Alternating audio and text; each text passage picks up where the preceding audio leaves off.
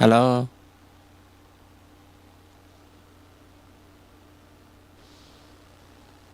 ฮัลโหล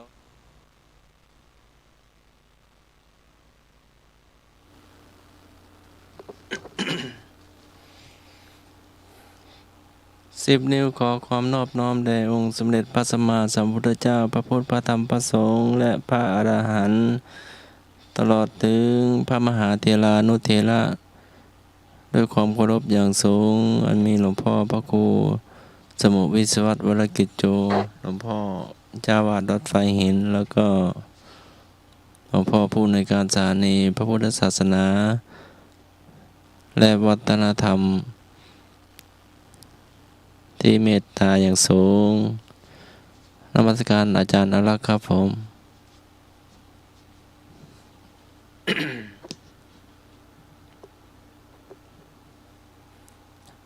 แล้วก็เจริญพรโยมพิสมัยตัวเนื้อฮัลโหลอย่างเงียบลุงหน่วยตัวเนื้อแล้วก็เจริญพรท่านผู้ฟังทางบ้านทุกท่านเนื้อขอเจริญพร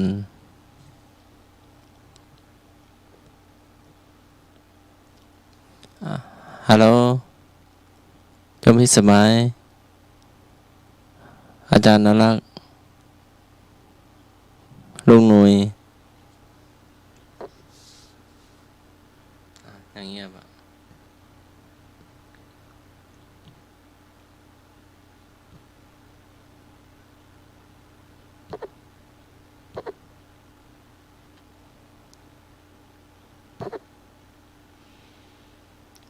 ฮัลโหล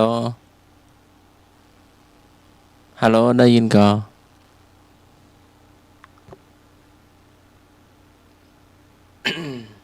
รอสักครู่เนาะ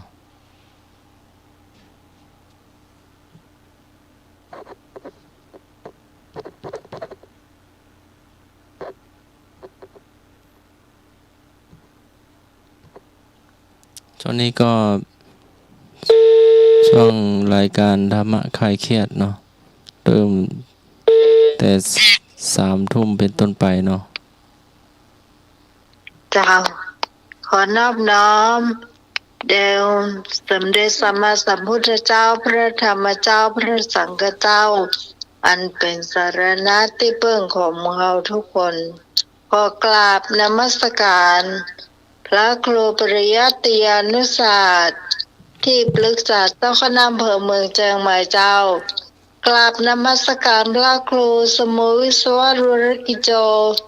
ผู้อำนวยการสถานีคลื่น104.50 เมกะเฮิรตซ์เจ้าวาดวัดฝาหินเจ้ากราบนมัสการพระครูบดีกาสมัครญาณสีโลเราเจ้าวาดวัดฝาหินเจ้า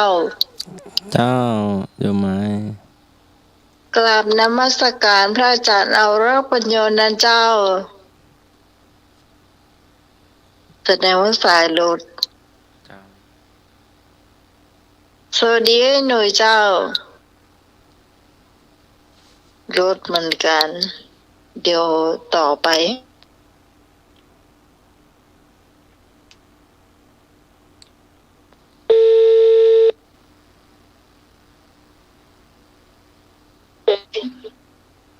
ครับผม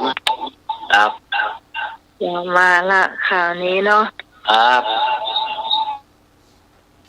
รออาจารย์อารักษ์กำนึ่งลุงหน่วยมาละเจ้ารอก่อนนึ่ง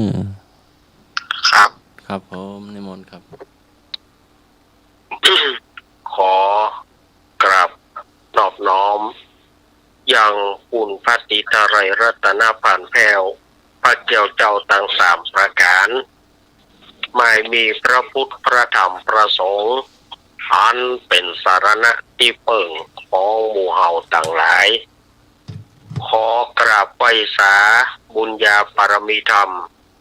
ท่านอาจารย์ท่านพระครูสมุวิศวัตวรกิจโจผู้อำนวยการสถานีวิทยุคลื่นพระพุทธศาสนาการศึกษาและวัฒนธรรม104.50 ท่านเจ้าอาวาสวัดไฟหินพร้อมไปด้วยพระสงฆ์องค์เณร ทุกรูปทุกองค์ด้วยความเคารพอย่างสูงสุดอีกครับผมขอกราบนมัสการท่านอาจารย์ท่านพระครูใบดีกาสมัครญาณสีโลด้วยความเคารพครับผม ครับผม สวัสดีโยมพี่พิสมัยผู้ดำเนินรายการเจ้านมัสการเจ้าสวัสดีลุงนุยครับผมกราบนมัสการครับอาจารย์ครับผมสวัสดีสถาญาติโยมเจริญพรสถาญาติโยมทุกท่านเนอะวันนี้ก็มาปากันในรายการธรรมะคลายเครียดวันนี้ตรงกับวันเสาร์ที่15เนาะวันเสาร์ที่15กุมภาพันธ์พุทธศักราช2568เดือน5เหนือเดือน3ใต้แฮมมานี่3ค่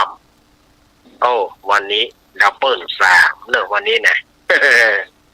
ดับเบิล3วันนี้ก็กุมภาพันธ์เข้ามาเกินเดือนแล้วสถานญาติโยมว่ากำเดียวเปิดกำเดียวเนาะเข้ามาวันที่15ละก็อากาศก็เมื่อวันร้อนกลางวันร้อนเจ้ามาเย็นก็ต้องระมัดระวังพวกเนอสถานญาติโยมเนาะระมัดระวังเกี่ยวกับสุขภาพร่างกายเนาะอาตมาคงจะไว้แต่อีก่อนต่อไปก็จนลุงหนุ่ยได้ทักทายคุณผู้ฟังเนาะครับผมขอบคุณครับขอนอบน้อมกราบพระเถระทุกเถระทุกรูปทุกองค์ครับผมมีสามเณรน้อยนะครับกราบนมัสการอาจารย์พระครูสมุวิศวะปรกิโจครับเมตตาเวลาธรรมะคลายเครียดครับกราบนมัสการพระครูบริการอาจารย์สมัครครับผมครับลุงหนุ่ยอาจารย์เราละครับผมนุยสวัสดีพี่พิสมัยครับผมสุริโยดรหัวหน้าธรรมะคลายเครียดสวัสดีเจ้า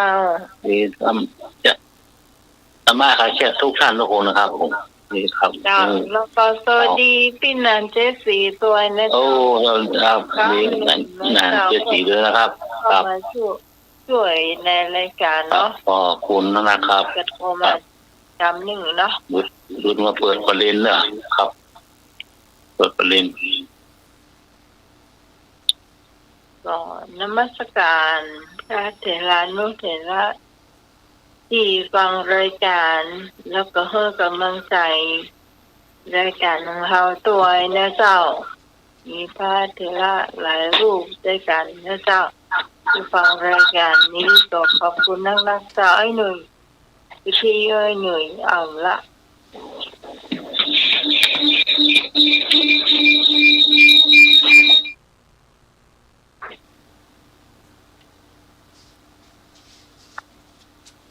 วันนี้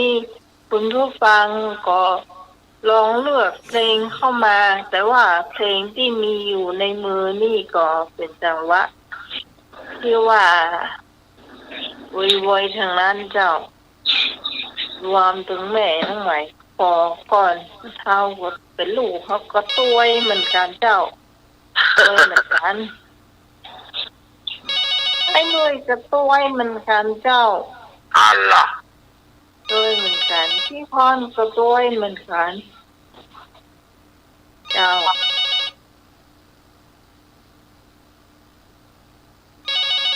เอาก็ก้อยทยอยเนาะถ้าเพลงจบเอาก็ก้อยขอนะเจ้าถ้าช่วงของเพลงเปิดเอาอู้กันมาหูเรื่องนะเจ้า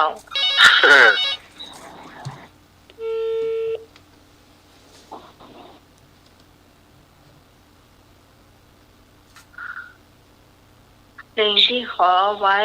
อาจารย์สมัครเมื่ออาจารย์เท่าแล้วเนาะให้หัวนี่หมายความว่าอย่างไรเจ้ากล่าวภาษาพระอาจารย์ท่านพระครูสมุวิศวะปรกิจโยเจ้าผู้อำนวยการสถานีคลื่น104.50 เมกะเฮิรตซ์ เจ้าวาดวัดไผ่หินเจ้ากราบไหว้สาพระครูใบติกาสมัครยานสิโรเจ้า เชิญพร จะกราบไหว้สาพระอาจารย์เนรรักเจ้า สวัสดีแม่พร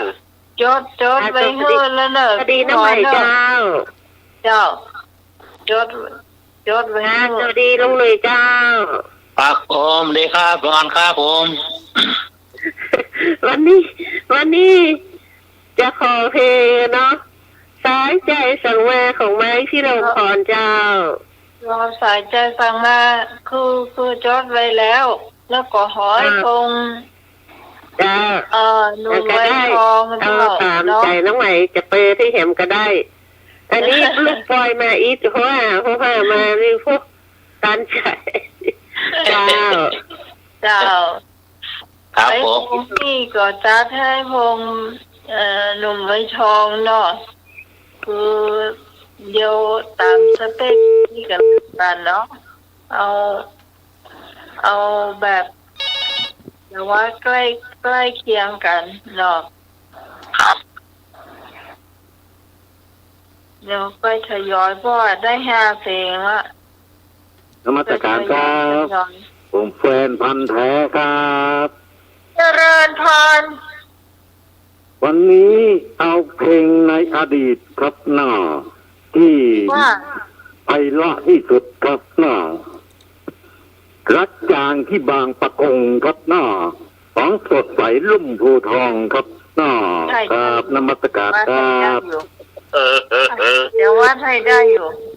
อ่า ว่าสายเป็นเพลงที่6คนเนอะ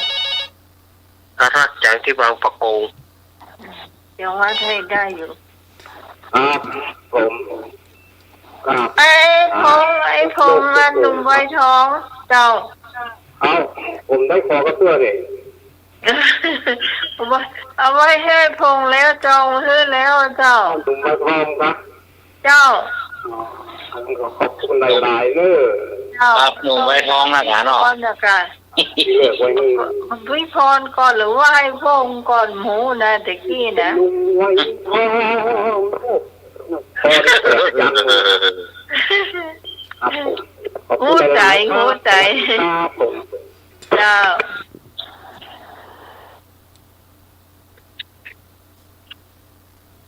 ให้พงไม่ชอบความสักหรอกเท่า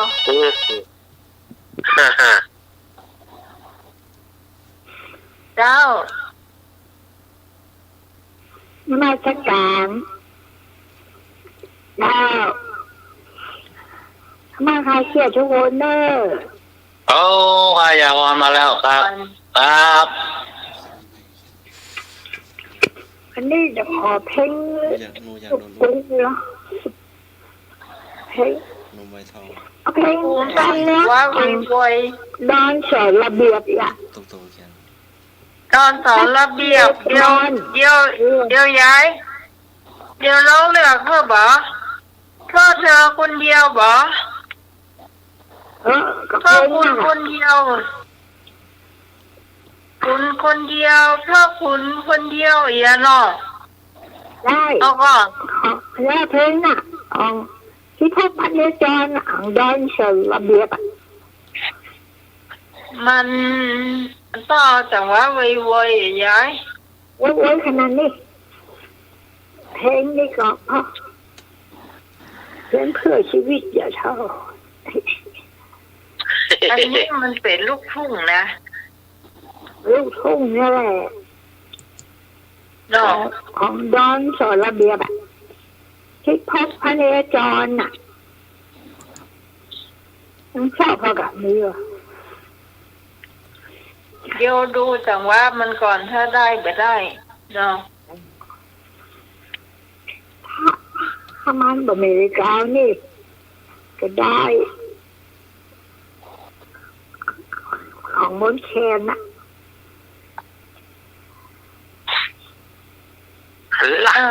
โอเค มนต์แคนก็เอาเพลงนี่ยามท้อขอถวายเด้อ ถึงล่ะ ไปได้ทุกทิศแต่ยายพรนี่นะ เอา เน็ต เอาเพลงใดเพลงหนึ่งก็แล้วกันเนาะ นั่นแหละถ้ามันมีอะไรก็เอามาเพลงใดก็ได้ส่งเพลงน่ะเพลงใดก็ได้เลย เพลงอย่าง ครับ ก็เพลงของชนย้อนสารเบียบเพลงหนึ่งนะเพลงน่ะที่ท่านพเนจรน่ะครับเพลงน่ะยามท้อขอโทรหา เพลงเดียวกันละว่ายังเหลือของพี่ตองของพี่สาวอาลีของพี่กรณ์พี่กรณ์ขอเพลงอย่างไรลืมไปแล้วเลยพี่กรณ์เจ้าพี่กรณ์กับพี่กรณ์กำหนึ่งฝากขอเพลงมาเขาลืมไปละรับแล้วก็ลืมแล้วฮะ ฝากชื่อเลยฝากอาจารย์ธรรมะเลยให้มือตัว ครับ ของอันพี่ชอบใหม่จะได้ได้ ครับ อันเล่าขอบคุณเจ้า ครับ เจ้า ครับ ให้สวัสดีเจ้า ครับ หวัดดียายพร เดี๋ยวเพลงวุ้ยๆนะยายพ่อเนาะ เพลงวุ้ย ไอ้บอยอ่ะเปิ่นเอาเพลงบอยโหลนี่ฟังเพลงแรกก็แล้วกัน ครับ เพลงแรกนี่คุณแม่